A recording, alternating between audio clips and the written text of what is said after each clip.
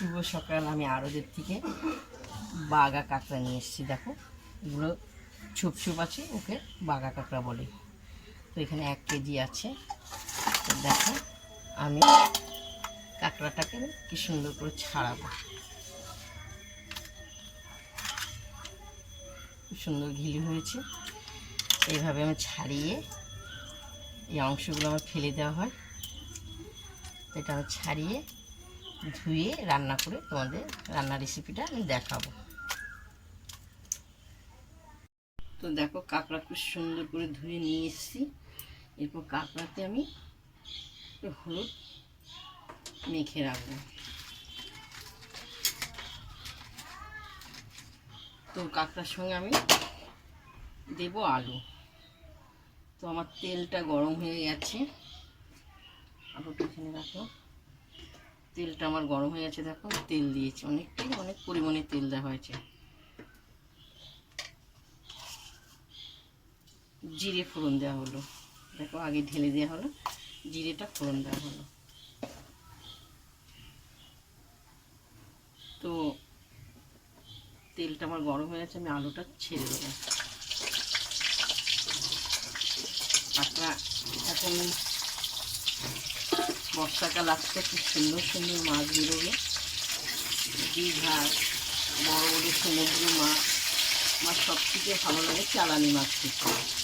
আমার আলুটা লাল করে ভাজা হয়ে যাবে। তো আমার লাল লাল করে আলুটা ভাজা হয়ে গেছে।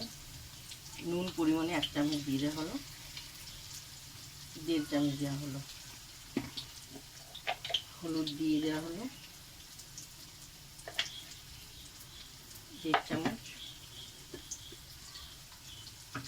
মশলা পেস্ট করা আছে আগের থেকে, কাঁচা লঙ্কা, আদা, গোলমরিচ, একটু ঝাল ঝাল হবে, দিয়ে দেওয়া হলো। দিয়ে এর সঙ্গে টমেটো কুচিটা দিয়ে দেওয়া হলো। দিয়ে এবার নেড়ে চেড়ে কষাবো।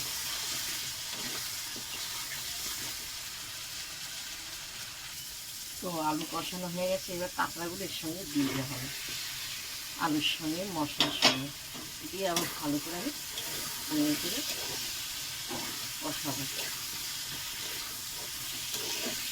কাঁকড়া অনেক রকম আছে।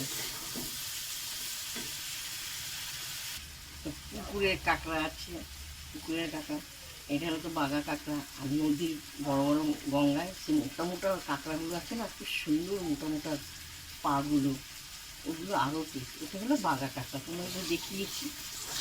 এটা আমার কষানো হয়ে গেছে।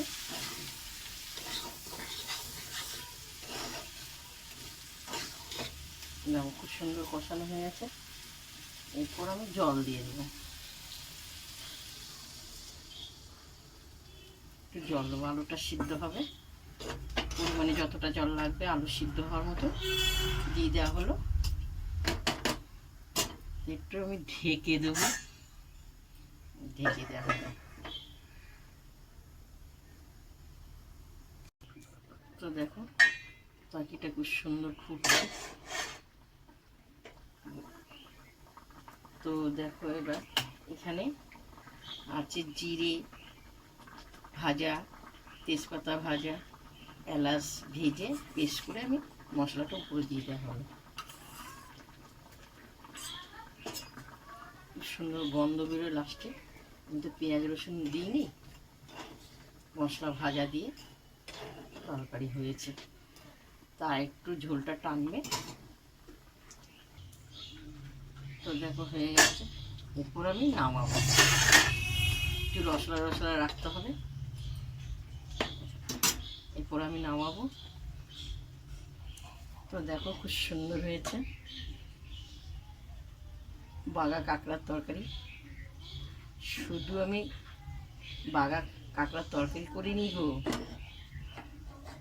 তো নোটের শাক বাদাম দিয়ে ভেজেছি আর মাছ ভেজেছি কড়া করে। তো এটা হলো দুপুরে। দেখো খুব সুন্দর। তা তোমাদের যদি ভালো লাগে দিদি রান্নাটা, আমাকে লাইক দিও, শেয়ার করো, কমেন্ট করে জানাবে। শুভ দুপুর। এখনো ছেলে আসেনি তো, ছেলে আসবে 4টে বেজে যাবে। ছেলে আমার জন্য বসে থাকে, তো এখন আমি খাবো না, খুবই গরম। শুভ দুপুর।